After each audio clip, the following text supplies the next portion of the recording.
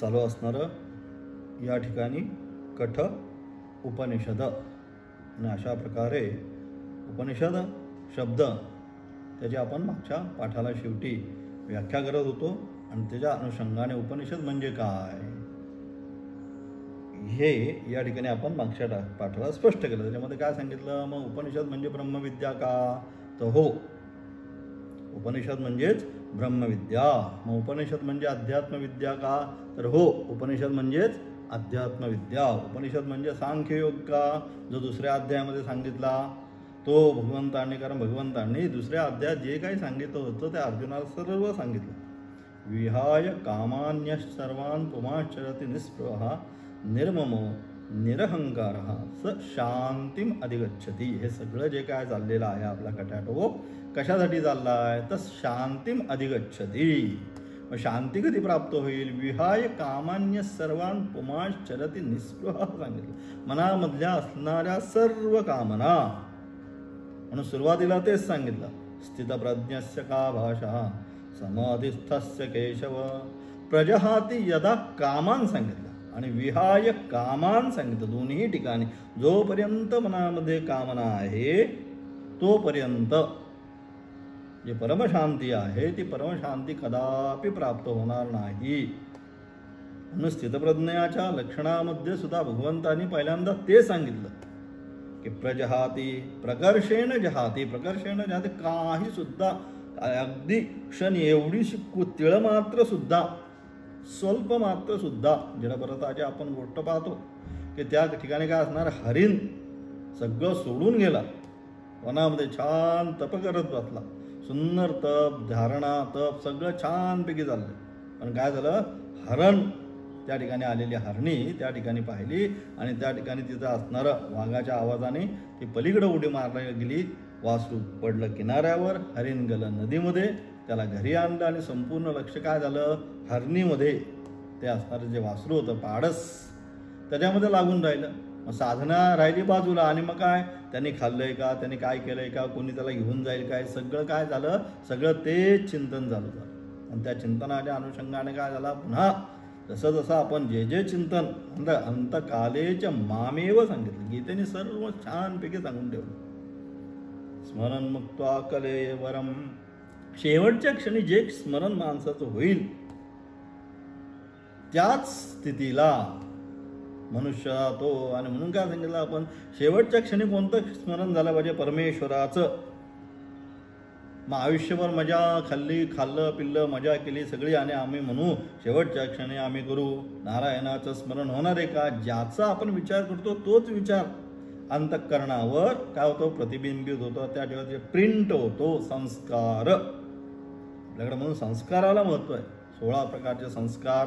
कुठे संस्कार, अगदी जीव जन्माला येण्याच्या अगोदरपासून ते गेल्यानंतर सुद्धा अंत्येष्टी, हा सगळ्यात शेवटचा संस्कार आहे. सर्वात पहिला गर्भाधान, म्हणजे अजून जीव जन्माला यायचा आहे त्याच्या अगोदर असणारा जो संस्कार, तो पहिला संस्कार म्हणजे तो गर्भाधान. आणि त्यानंतर सगळ्या प्रक्रिया करून जीव जन्माला आला, सगळं झालं, सगळं विद्या शिकली, विवाह झाला, सगळं झालं, आणि त्यानंतर शेवट झाला, शरीर आता संपलं. मग त्याच्यानंतर सुद्धा, म्हणजे शरीर जन्माला येण्याच्या अगोदर ते शरीर संपल्यानंतर सुद्धा जे संस्कार आपल्याकडे करतात त्याला आपण 16 संस्कार म्हणतो. तद व्यतिरिक्त अनेक आहेत, पण हे प्रामुख्याने आपल्याकडं 16 संस्काराला प्राधान्य दिलं. याच्यामध्ये सगळं विवाह सुद्धा संस्कार सांगितलं, सोहळा नाही आहे. संस्कार आणि सोहळ्यामध्ये फरक आहे. आता आम्ही काय झालं, विवाह संस्कार विसरलो आणि विवाहाचा सोहळा केला. मग आता हे जे सगळं आपण पाहतोय त्याचं विद्रुपीकरण जे आहे, ज्या आशीर्वादांना ज्यांना आपण बोलवतो त्यांनाच तासन तास तिथं उभं करायचं. आशीर्वाद देतील का काय देतील, ज्याने त्यांचं पाहायचं. आणि अशा प्रकारे हे सगळे काय आहे, सगळे संस्कार आहे जे अंतःकरणाच्या पटलावर सातत्याने, म्हणून जे संस्कार आपले आहेत तेच घेऊन जातो. आणि त्या ठिकाणी म्हणून प्रकर्षेण जहात, हे सगळे जे काय आहे ते सगळं जाळून ज्ञानाग्नी सर्व कर्माणी भस्मसात कुरुते अर्जुन. ज्ञानस्वरूप जो अग्नी आहे तो काय करतो, सगळी कर्म काही ठेवत नाही बाकी, सगळंच्या सगळं भस्म करून जातं. तेच सांगितलं शेवटी, विहाय कामान्य सर्वान पुमाश चरती निस्पृह. कुठल्याही प्रकारच्या मनामध्ये कामना नाही, निस्पृह अंतःकरणाने शास्त्राचं चिंतन करत, परमेश्वराचं चिंतन करत, शारीरम केवलम कर्म कुर्वन्नाप्नोति किल्बिषम, केवळ शरीराला अपेक्षित आहे तेवढंच, भिक्षाटनादी त्यात व्यतिरिक्त नाही संसार, तेवढंच. दंडकमंडलू भिक्षाटनादी जे असेल ते पण एकच वेळेची भिक्षा सांगितली, दुपारी 12ची. संध्याकाळी भिक्षाला जायचं नसतं. आता सगळे नियमच बदलले. परिव्राजकाचार्य म्हणजे परमहंस परिव्राजकाचार्य. परिव्राजकाचार्य म्हणजे एका ठिकाणी 3 रात्रीपेक्षा जास्त पुढे राहायचं नाही, मुक्काम करायचा नाही, कुठेही अटॅचमेंट होता कामा नये. हे सगळे नियम आहेत तिथे. आणि अशा प्रकारे ह्या सगळ्या नियमाची बांधिलकी झाल्यानंतर पुढे तो सरकणार आहे. आणि म्हणजे अशा अनुषंगाने मग काय, तो अशा प्रकारे निस्पृह अवस्थेमध्ये ज्यावेळेस फिरतो तोच शांती माझी गच्छती, जीवनामध्ये तोच शांतीला प्राप्त करू शकतो. अशा प्रकारे काय केलं, त्याचा काय उपसंहार, फलप्राप्त सांगितली. ते टाकी फलश्रुती आपण म्हणतो, शेवटी काय त्याची फलश्रुती, तर ही फलश्रुती दुसऱ्या अध्यायामध्ये जे सांगितलं, शांती अधिगच्छती. गीता कशासाठी शिकायची, ज्याला आपल्या जीवनामध्ये परमशांती जी आहे, संसार चक्रामध्ये जीव अत्यंत कासावीस होतो, अशा संसार चक्रामध्ये आपल्याला वाटतं एवढं झाल्यानंतर प्राप्ती होती शांती, अशी शांती प्राप्त होत नाही. त्या जीवाला परमशांती प्राप्त करून घेण्याकरिता म्हणून भगवद्गीता, म्हणून त्या ठिकाणी सगळं जे आहे, म्हणून गीता सुद्धा काय, श्रीमद भगवद्गीतासु उपनिषत्सु सांगितलं शेवटी. बरोबर. आपण शेवट म्हणताना काय म्हणतो, ओम तत्सदैती श्रीमद भगवद्गीतासु उपनिषत्सु सांगितलं.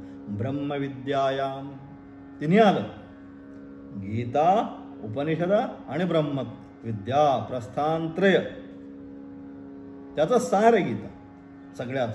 सर्व उपनिषदो गावो दोग्धा गोपालनंदनः पार्थो वत्सुधीर्भोक्ता दुग्धम गीतामृतम महत. की सगळ्या उपनिषदांचा असणारं सार 700 श्लोकामध्ये भगवंताने अर्जुनाला निमित्त करून त्या ठिकाणी सांगितलेलं आहे. आणि म्हणून अशी असणारी गीता ही सुद्धा काय उपनिषद विद्याच आहे. ती सुद्धा काय आहे, म्हणून सांख्य योगो नाम दुसरा जो आहे त्याच्यामध्ये सगळं सांगितलं. आता काय ठेव, शांती फलश्रुती पण सांगितली. आणि मग एषा ब्राह्मी स्थिती पार्थ सांगितलं की अशा प्रकारची ब्राह्मी स्थिती एवढी सहजासहजी प्राप्त होत नाही. मनुष्याणाम सहस्रेषु कश्चित यतति सिद्धये यततामपि सिद्धानाम कश्चिन माम वेत्ति तत्त्वतः सांगितलं.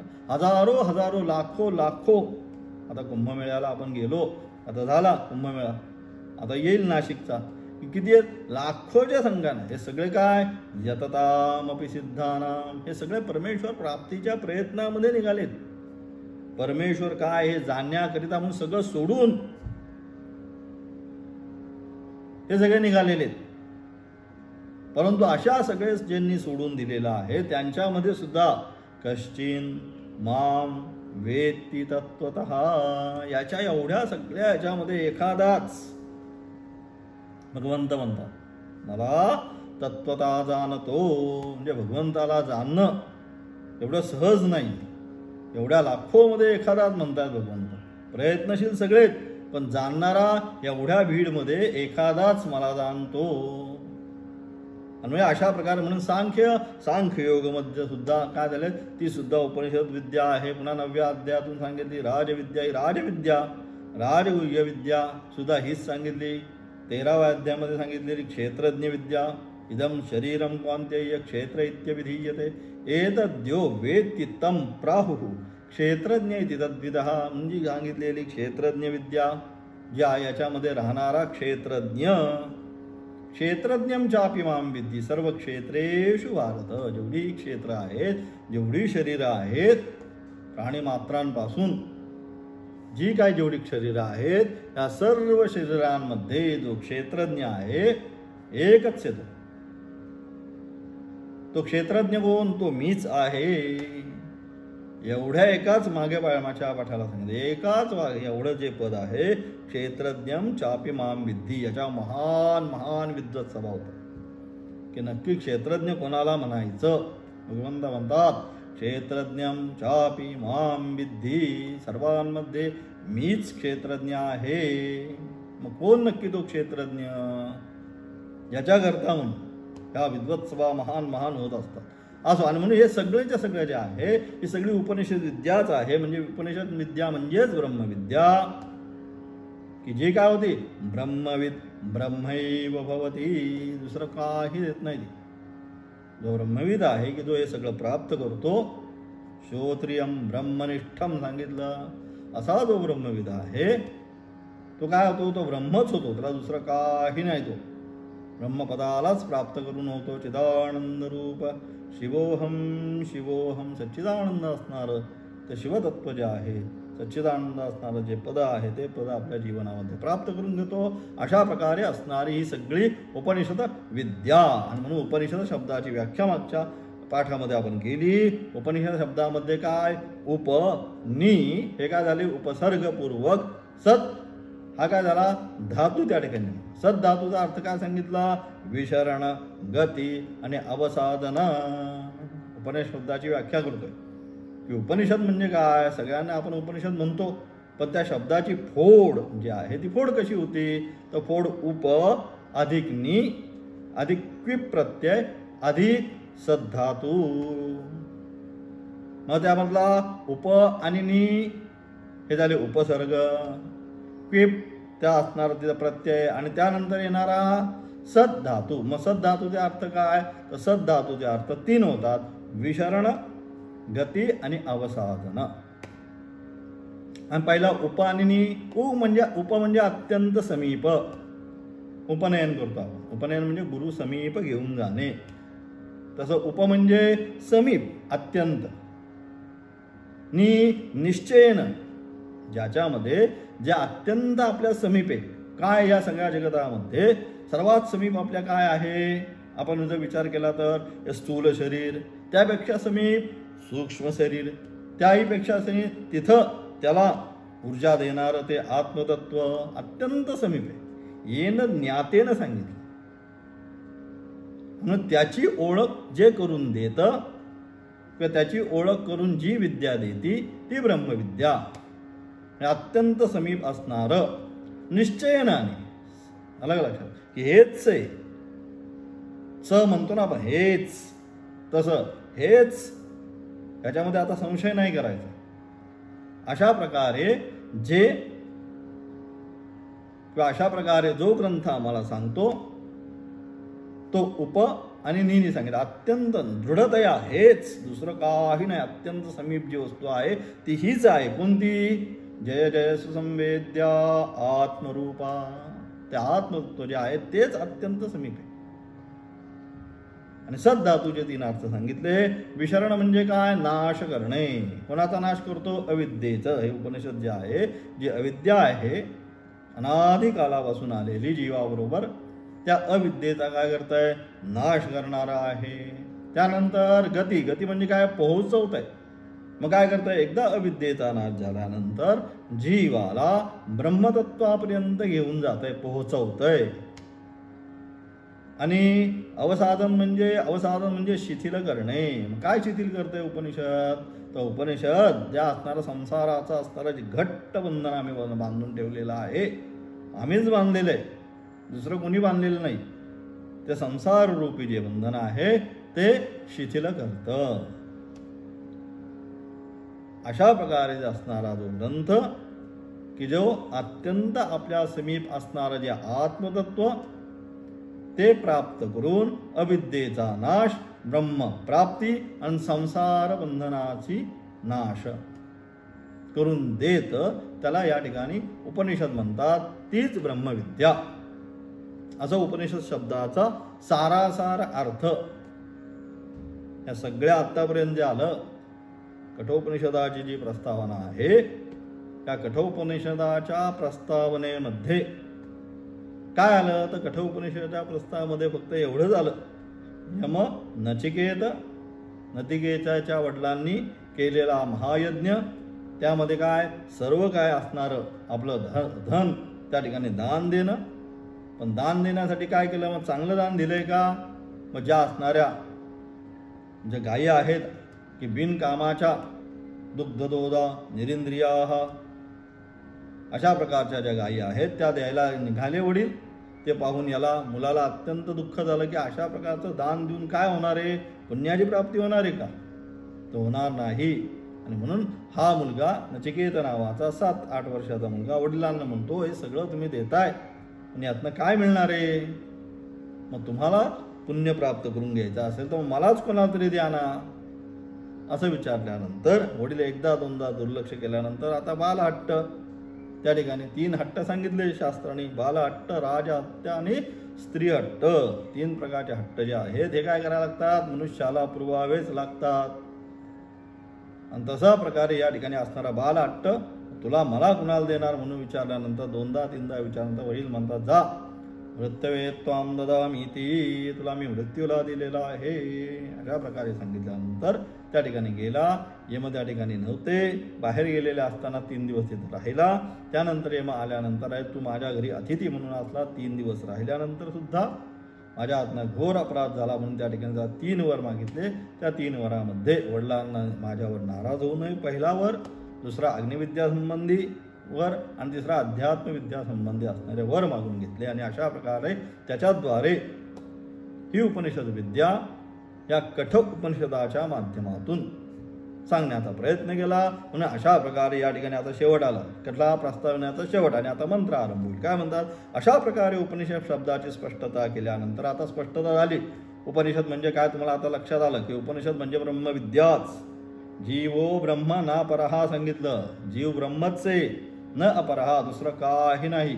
अलग लक्षात, हे अगदी स्पष्ट उपनिषद सगळ्या वाक्यांनी सांगितलेलं आहे. आणि म्हणजे अशा प्रकारे उपनिषद शब्दाची स्पष्टता केल्यानंतर विद्येचा विशिष्ट अधिकारी, मग उपनिषद विद्येचा अधिकारी कोण ते सगळं सांगितलं.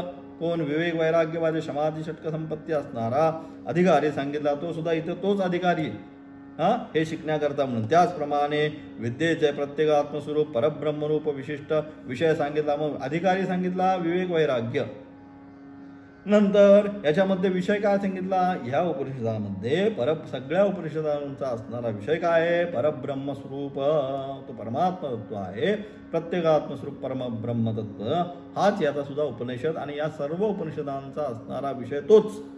अशा प्रकारे या उपनिषदांची सांसारिक आत्यंतिक निवृत्ती, उपनिषदांच्या द्वारे मग काय होतं, हे सगळी जी उपनिषद आहे ही उपनिषद आपल्याला काय प्राप्त करून देतात, तर ही उपनिषद आपल्याला सांसारिक आत्यंतिक संसाराची निवृत्ती, हा जो संसार आहे ना आपल्या मागे लागलेला आहे 84 लक्ष योनीचा, अलग लक्ष, हा काय संपत नाही, सम्यक सरदी पुढं पुढे पुढे पुढेच चालत आहे. एवढं झालं की बास, तेवढं झालं की बास, तेवढं झालं की बास, एवढं आपलं चिंतन असतं की बस आता काही नाही, एवढं झालं, रिटायरमेंट झालो, आता काही करायचं नाही, शांत बसायचं, आता थोडं अध्यात्म करायचं, भजन कीर्तन करायचं. पण ते रिटायर झालं की एखादी टपरी टाकेल कुठेतरी.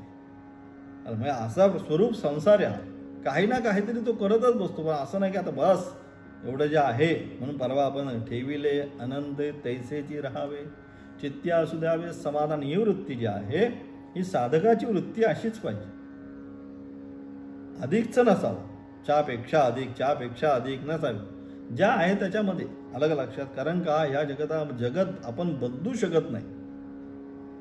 जर आपण राहिला सारासारा विचार केला तर आपण जगत बदलू शकतो का, की ह्याने असं केलं, तू असं करू नको, तू तसं करू नको, अमुक कर, हे झालं ते झालं, असं सगळ्यांना सांगायला गेलो तर वेळ आपल्याला पुरणार आहे का, आणि ज्यांना सांगू ते बदलणार आहेत का, नाही. मग काय होऊ शकतं, आपल्यामध्ये चेंज करू शकतो आपण की नाही बाबा या रस्त्याने गेल्यावर त्रास आहे, मग या रस्त्याने नको, आपला आज याच रस्त्याने जाऊ.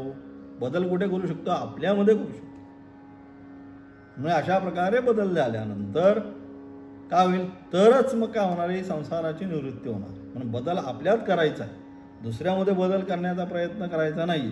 जे काय असेल ते आपल्यामध्येच आपण करत राहायचं. आणि म्हणून अशा प्रकारे मग असा बदल केल्यानंतरच काय होणार आहे?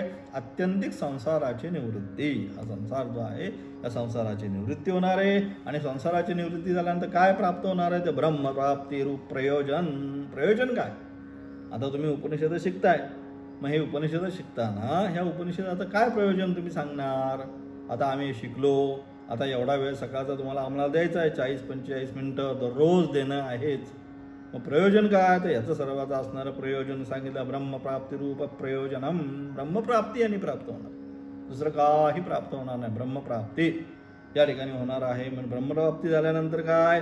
येणं आणि जाणं हा जो खेळ चाललेला आहे, पुनरपि जननम पुनरपि मरणम पुनरपि जननी जठरे शयनम. जन्ममृत्यूचा असणारा जो खेळ आहे, हा जन्ममृत्यूचा खेळ संपणार. ते परमतत्व जे आहे, अहम निर्विकल्पो निराकार रूपो विभुर्व्याप्य सर्वत्र सर्वेंद्रिया नचा संगतम नैव मुक्तिर्न नय्यः चिदानंद रूप शिवोहम शिवोहम. ते सच्चित स्वरूप असणारं, सच्चित आनंद स्वरूप असणारं जे तत्व आहे, शिवतत्व, ते मीच आहे. अशा प्रकारचं काय? या अनुभूती साधकाला या ठिकाणी. आणि मग हेच काय? हेच प्रयोजन उपयोजित, दुसरं काही नाही. काय?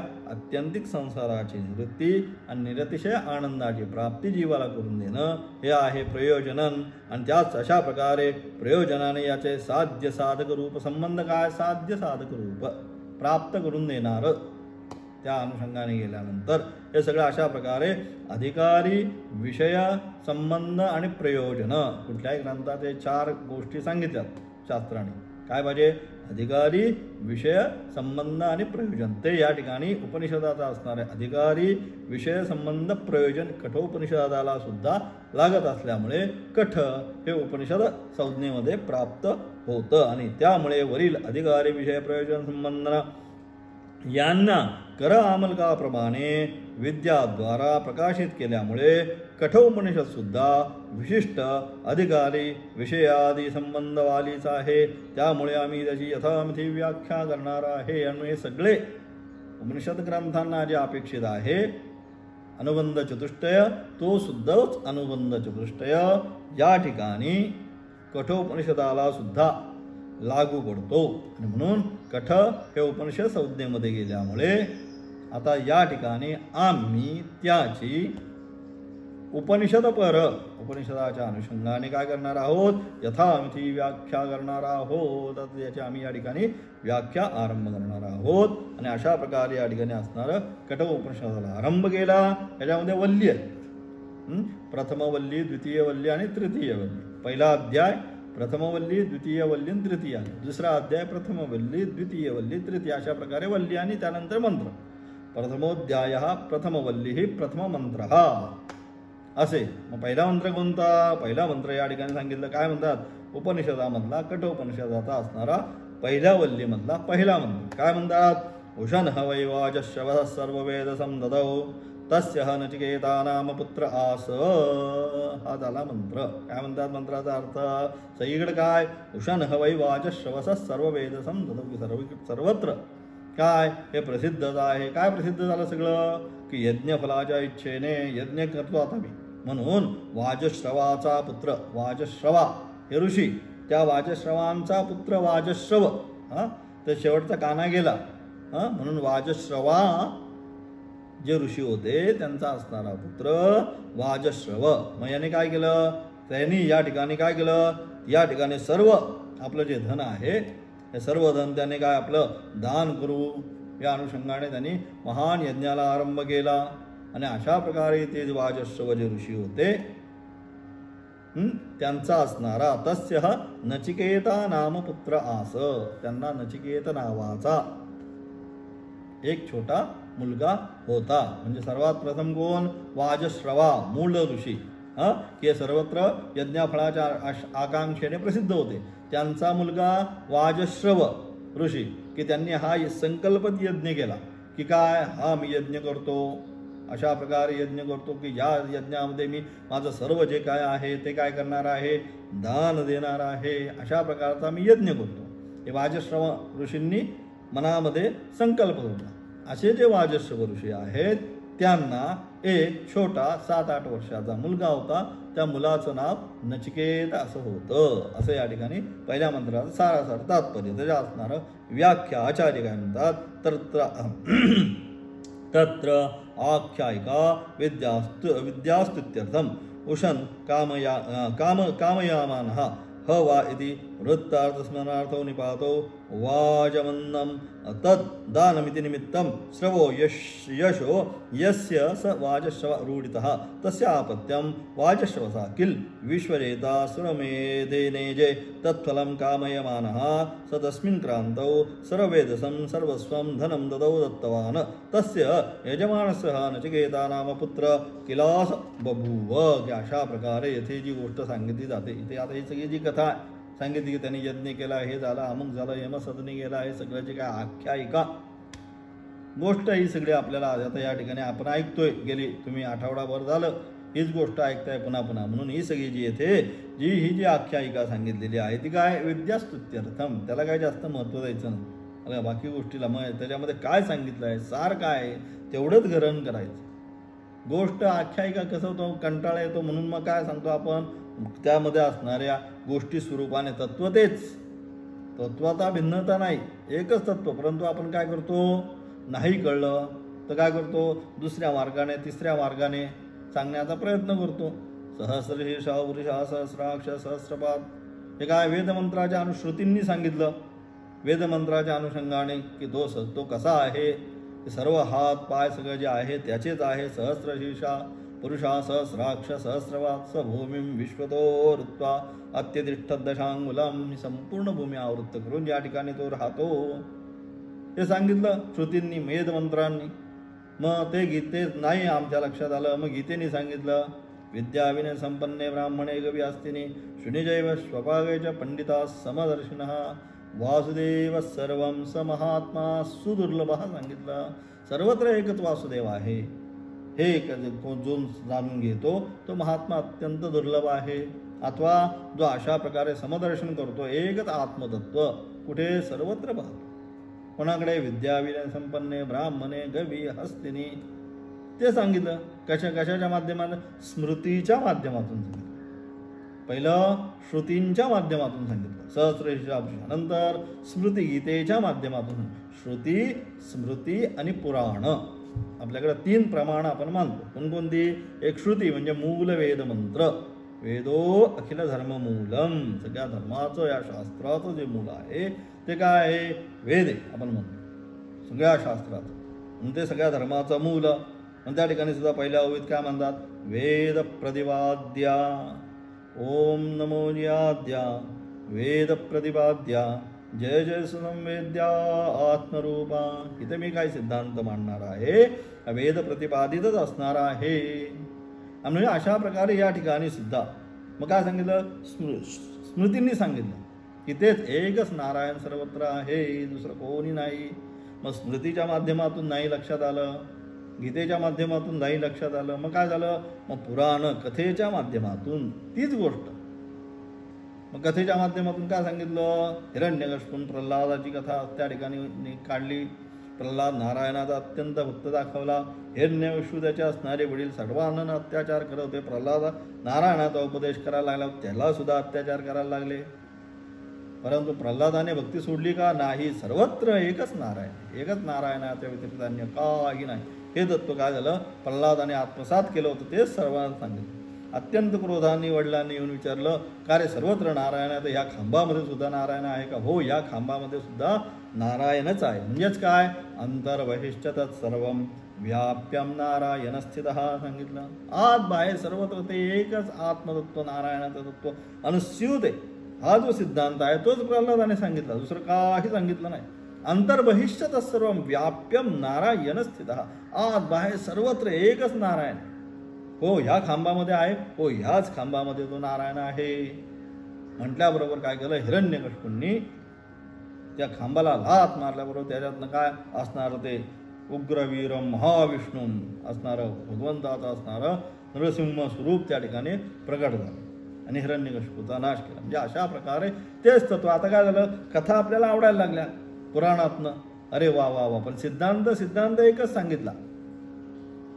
काय सहस्रेशा पुरुषा विद्याविनय संपन्ने वासुदेव सर्वम, तोच सिद्धांत सांगितला. एकच नारायण सर्व. या खांबामध्ये, हो खांबामध्ये सुद्धा नारायणच, म्हणजे नारायण वासुदेव सर्वम हा जो सिद्धांत होता, हा सिद्धांत सर्वत्र अनुस्यूत भरलेला आहे. श्रुती, स्मृती आणि पुराण, सगळ्यांचा असणारा क्रम एक मात्रच आहे. फक्त काय, आपापली असणारी बौद्धिक क्षमता. ज्यांना त्या अनुषंगाने नाही कळलं श्रुतीच्या, त्यांना स्मृतीने सांगितलं.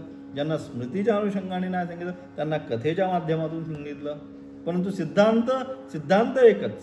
कोणता? वासुदेव सर्वम. सर्वत्र जो आहे तो नारायणच आहे. म्हणून इथं सुद्धा काय, ही जी काही कथा सांगितलेली आहे, यम नचिकेत संवाद वगैरे सगळा हा यज्ञ केला, गायी दिल्या, हे दिलं, हे सगळं काय, हे आख्यायिका म्हणतो शास्त्रीय भाषेत. कथा मात्र तेवढंच फक्त त्याचं महत्त्व. त्याच्यापेक्षा त्यातनं फार चर्चा करायचं नाही, तेवढंच बस. तिथं मुद्दा मांडायचा आहे. गीता सांगायची, विष्णू सहस्त्रनाम सांगायचं आहे. म्हणून महाभारताची रचना. मुख्य विषय काय? विष्णू सहस्त्रनाम. श्रीराम राम रामेति रमे रामे म्हणून त्याच्यामध्ये असणारं ते विष्णू सहस्रनाम. यो माम नाम सहस्रेण स्तोतुमिच्छति पांडवः, अशा प्रकारे ते असणारं एक एक अक्षरम पुंसा महापातकनाशनम. त्यामधनं असणं एक एक अक्षर सुद्धा काय आहे, महापातकाचा नाश करणार. हे सांगण्याकरता म्हणून मग काय सगळी महाभारताची रचना केली. असं झालं तसं झालं, त्याच्यातनं उपदेश, मग गीतेचा रचना महाभारत. तसं या ठिकाणी सुद्धा ही कथा मात्र, आख्यायिका मात्र, ही गोष्ट काय सांगितली, विद्यास्तुत्यर्थम, काय विद्येची स्तुती करण्यासाठी सांगितली आहे. ओषण अर्थात कामना बाला, ह आणि वै हे निपात पूर्वी घडलेल्या गोष्टी संबंधित. उषण ह वै सांगितलं. उषान म्हणजे कामनावाला, ह आणि वै हे काय आहे, हे निपात जे आहे, ही पूर्वी कधीतरी गोष्ट घडलेली आहे असं सांगणार. काय म्हणतो, वाजश्रवस सांगितलं. वाजश्रव, वाज म्हणजे अन्नास.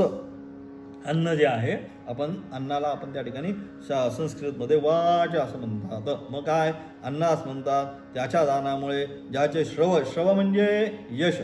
काय झालंय की अन्नदान करून करून करून काय झालंय, त्याला यश प्राप्त झालेलं आहे. आपण म्हणतो हा एवढा दानी, तो तेवढा देणे, त्यांनी एवढं अन्नदान केलं, त्याने तेवढं अन्नदान केलं, त्यांनी ही पंगत दिली, त्यांनी ती पंगत दिली, असं सगळं आपण म्हणत असतो. बरोबर. म्हणजे काय, त्या अन्नदानातून, त्या अन्नदानाच्या अनुषंगाने काय झालं, त्यांनी काय झालं, अत्यंत यश प्राप्त केलेलं होतं. त्यास वाजश्रवा असं म्हणतात. आणि अशा प्रकारे त्याने केवळ अन्नदानामुळे संपूर्ण जनांमध्ये काय झालं होतं, ज्याचं नाव लौकिक झालेलं होतं, तो वाजश्रवा असणारे ऋषी. आणि किंवा असं सुद्धा होईल रूढीच्या अनुषंगाने, अशी जरी व्याख्या नाही केली तरी एखादं फक्त नाव असतं. मग आपण म्हणतो रूढी, त्याचा अर्थ काय नसतो, मग रूढीने एखाद्याला म्हणतात. म्हणून रूढी किंवा रूढीने सुद्धा त्याचं नाव वाजश्रवा असू शकेल. त्या वाजश्रवाचा पुत्र असा असणारे वाजश्रवा ऋषी, त्यांचा पुत्र वाजश्रव. त्याने काय केलं, त्याने सर्वस्व समर्पित केला जाणारा विश्वजित यज्ञ केला. त्या वाजश्रवांनी काय केला, ज्याच्यामध्ये आपली सगळी संपत्ती देऊन टाकायची आहे, अशी सगळी संपत्ती देणारा विश्वजित नावाचा, ज्याच्यामध्ये आता काही ठेवायचं नाही, सगळं द्यायचं आहे, तो यज्ञ त्या ठिकाणी केला. आणि त्यामध्ये त्याने आपले सर्व धन आदी दान केले. त्यास एक नचिकेता नावाचा मुलगा होता. त्याच यज्ञामध्ये त्याने आता आपलं सगळं द्यायला काढलं. त्या ठिकाणी त्यांना एक नचिकेता नावाचा पुत्र होता. आणि अशा प्रकारे सांगितल्यानंतर पहिल्या मंत्राचा सार असं सांगितलं. त्यानंतर दुसऱ्या मंत्राच्या माध्यमातून सांगतात, तगुम हक्क मार्गम संतम दक्षिणासु नियमानासु श्रद्धावेश सोमन्यत. आणि अशा प्रकारे आता हे सगळं द्यायला निघालेत. असं द्यायला निघाल्यानंतर त्यावेळेस दक्षिणा देण्यासाठी आता संपूर्ण आश्रमातल्या गायी वगैरे सगळ्या काढल्या यांनी द्यायला त्या ठिकाणी. आणि म्हणून अशा प्रकारे गायी जेव्हा काढल्या तेव्हा तो लहान कुमार त्या ठिकाणी होता. आणि श्रद्धायुक्त अंतःकरणाने तो विचार करूला, तो तिथेच होता. आणि आता वडील काय यज्ञ वगैरे सगळं झालं, आता ऋत्विक वगैरे जे काय आहेत त्यांना हे सगळं दान द्यायचं आहे. म्हणून त्या असणाऱ्या गायी त्या ठिकाणी सोडायला सुरुवात केल्या. आपला तिथेच बसलेला होता आणि हे सगळं बघत होता. आणि हे सगळं बघितल्यानंतर त्याच्या अंतःकरणामध्ये एक प्रश्न निर्माण झाला. कोणता प्रश्न निर्माण झाला? पीतोदक जगदतृणा दुग्धदोहा निरिंद्रियाः आनंद नामते लोकांतांस गच्छति तादतत, की अशा प्रकारे अरे हे सगळं वडील आता हे दान करतात, पण हे काय देत आहेत? ह्या ज्या गायी आहेत त्या कशात? पितोदका जगदतृणा, हा ज्यांनी एकदाच पाणी पिलेलं आहेत, की आता ज्यांचं पाणी पिण्याचं सामर्थ्य राहिलेलं नाही अशा. नंतर जगदतृणा, हा ज्यांना आता खाणं गवत खाणं जगदतृणा, हा म्हणजे गवत खाणं बंद केलेलं आहे, दूध देणं बंद केलेलं आहे, ज्यांना आता यापुढे वासरं होणार नाही, अशा प्रकारच्या ज्या आपल्या भाषेमध्ये भाकड, जी काही कामाची नाही आता तिला आपण म्हणतो भाकड गाय, अलग लक्षात. अशा ज्या गायी होत्या आश्रमातल्या त्याच द्यायला काढल्या. हे सगळं हा कोण बघतोय? हा नचिकेता बघतोय हे सगळं त्या ठिकाणी बघून. आणि म्हणून मग तो विचार करू लागला, आनंदानामध्ये लोकांस्तांच गच्छत तादतत, की अशा प्रकारे हे सगळं झाल्यानंतर आता हे सगळे जे काय आहे, जे आता देऊ शकणार नाही असं हे सगळं देत आहेत, आणि अशा गायीचं दान करून त्यांना काय आनंद नावाचा लोकांची प्राप्ती होणार आहे का? अशा प्रकारचं दान कुठलं करावं? तर चांगले सप्ताह गीतेने 3 प्रकारची दानं त्या ठिकाणी सांगितली 17व्या अध्यायामध्ये. कुठल्या प्रकारचं दान श्रेष्ठ दर्जाचं आहे ते त्या ठिकाणी सांगितलं ना. अशा प्रकारे या सगळ्या गायी त्या ठिकाणी वडील देत होते. हे पाहून याच्या मनाला अत्यंत दुःख झालं, की अशा प्रकारचं हे जे दान आहे हे देतात का? यांनी खरोखरच माझ्या वडिलांना पुण्य प्राप्त होणार आहे का? आणि त्या पुण्याच्या बलावर खरंच त्यांना तो आनंद नावाचा लोकाची प्राप्ती होणार आहे का? अशा प्रकारे तो त्या ठिकाणी विचार करू लागला. त्यानंतरचं असणार भाष्य 4थ्या मंत्राचं उद्याच्या पाठामध्ये पाहणार आहोत. ओम तत्सत.